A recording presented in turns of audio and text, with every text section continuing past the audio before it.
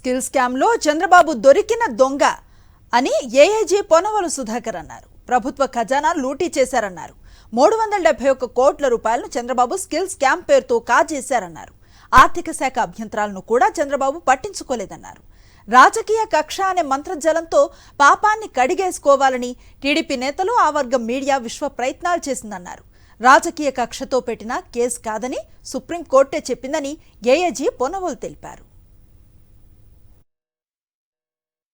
జియో 4 ప్రకారం ఈ skill development scheme project 3,300 కోట్ల ప్రాజెక్ట్ అని, దానిలో సీమన్స్ జర్మనీ కంపెనీ 90% కంట్రిబ్యూట్ చేస్తుందని, యాజ్ గ్రాంట్ ఇన్ ఎయిడ్ అంటే ఫ్రీగా 10% రాష్ట్ర ప్రభుత్వం 3,300 కోట్లు వెచ్చిస్తే చాలని జిఓఎంఎస్ నంబర్ 4 క్లియర్గా చెప్పినా కూడా అదే రోజు సీమన్స్ సంస్థ అని చెప్పబడే వ్యక్తులతో ఆంధ్ర రాష్ట్ర ప్రభుత్వ స్కిల్ డెవలప్మెంట్ కార్పొరేషన్ సంబంధించినటువంటి ఉన్నతాధికారులు వారు ఎంఓయు కుదుర్చుకున్న సమయంలో ఈ విషయాలన్నీ ఏవి పొందుపరచకుండా కూడా